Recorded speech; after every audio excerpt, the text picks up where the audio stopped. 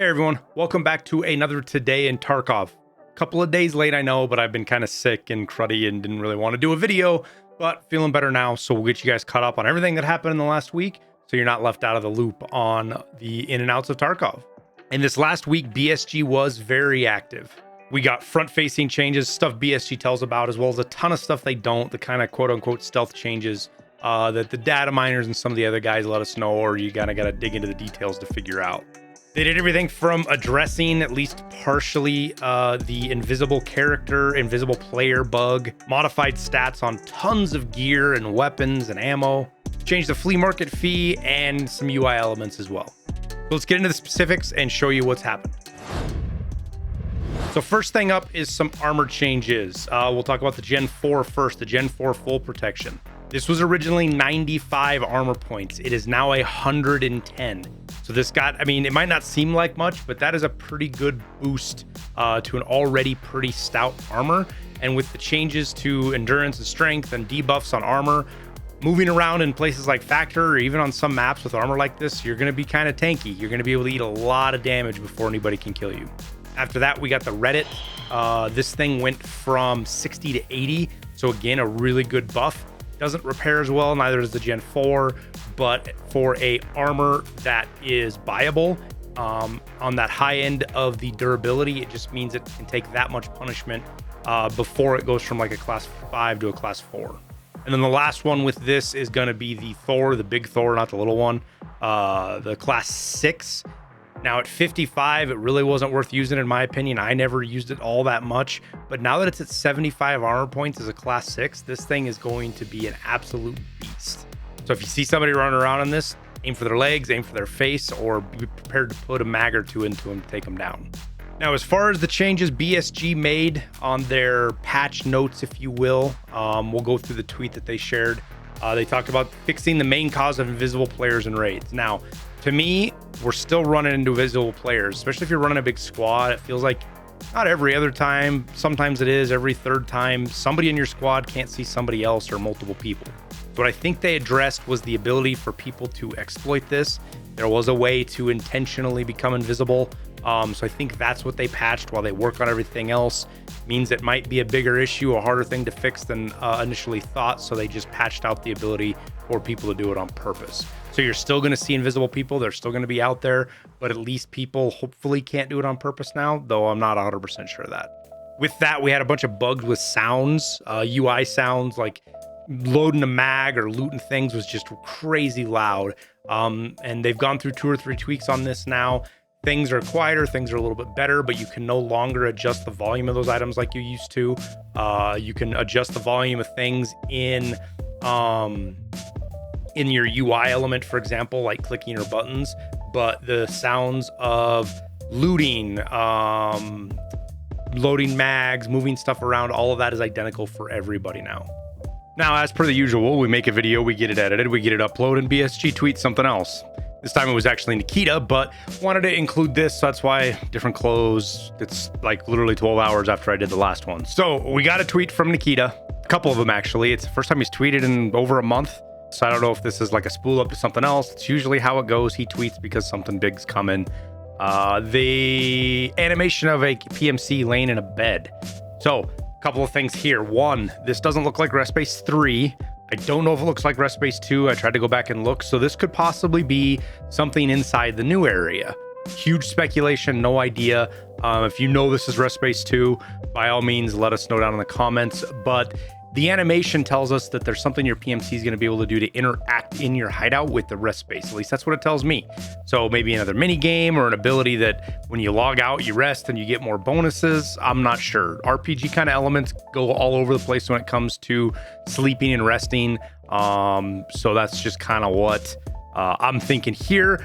Be interested to see what we get out of it once this gets released. On top of that, he also tweeted a video of them in their studio set up a giant green screen area. Nikita talks in here a little bit about, he jokes around mostly, but how they're going to use this space to do animations and stuff like that.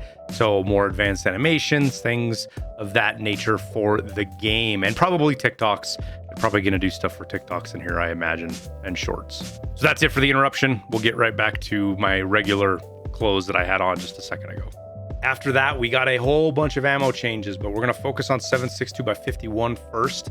The BCP FMJ, which is the step underneath the M80 round for 7.62x51, its penetration was buffed to 35.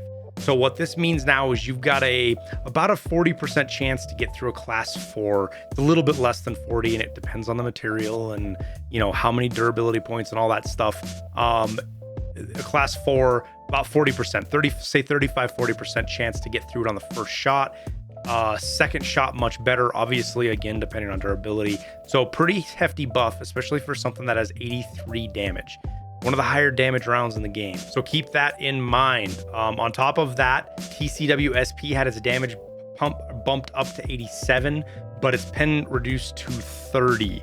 Not a great round. If you catch somebody with class 3 armor, it's going to hit like a truck, but class 4 or 5, not so much.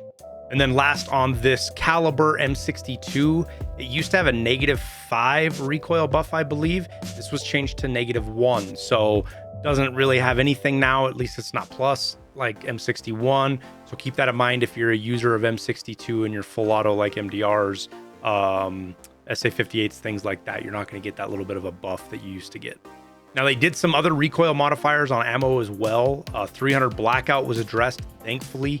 It's needed it for a while. Blackout AP is now only +3 and M62 is only +1 on the recoil. And then on 9mm, you had the rip ammo and the PvP turned down, so they got buffed. PvP is only +5 now. It used to be +15, and rip ammo I think was like +20, and now it's only 25, but now it's only +5. So that's a huge buff for rip ammo. And then also the BT ammo for the shrimp or the SR2. The recoil, it used to have like a negative, I don't remember, 5 or something recoil modifier. It doesn't have anything now. So there's no recoil modifier on 9x21 BT anymore. After that, we got a pretty good reduction in our flea market fee. So if you come in here, I'm going to find something to list, just kind of show you guys something real cheap priced here.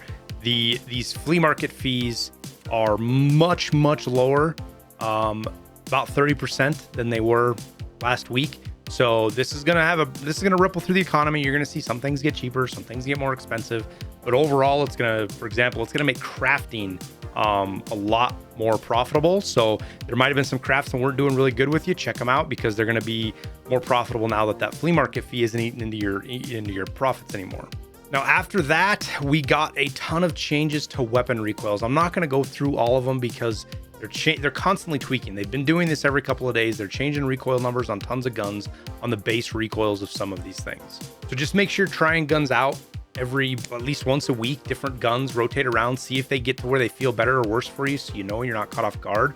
But they've changed the SCAR, the G36, the AUG, the MCX, and as well as a bunch of the submachine guns, everything from the SR2 and the UMP to the Vector, things like that have all been had recoil modifications done to them. And then lastly, there has been a change to the quest rewards. Not really a change, but an update so that you can actually see what's going on.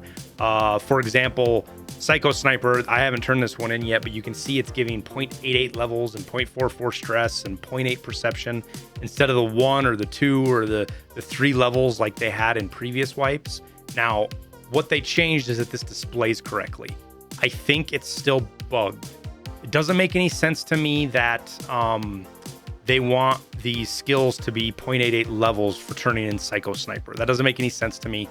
BSG hasn't said anything about it, but I just feel like the fix was, hey, let's let the players see what's actually there, even though the skill points are bugged, and we'll fix the bugs later when we don't have more important things to work on. And that's kind of what I feel it is. I could be wrong. They could never fix this. This could be intended, but that's not what I think is going on.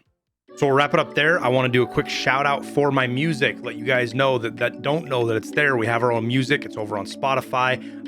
It is about 160, 180 songs on 9 albums. It's free to listen to. It's there. It supports me, obviously, but it's free for you guys to listen to on Spotify. We monetize through that system of you guys listening there. And if you're a content creator, doesn't matter if you're a streamer, YouTube, whatever, you can use the music and not have to worry about DMCA or copyright strikes. All we ask is that you attribute us just the same way we do it in our videos, and you're free to use it. You can find all that to download on SoundCloud. So make sure you go check it out. Let me know what you guys think. The more listeners we get, the more music we can make. That's kind of how it works. But we'll finish it there. All finished, tidied up, and completed. Appreciate you guys watching. I wish you the best of luck in your raids, and we'll see you in Tarkov.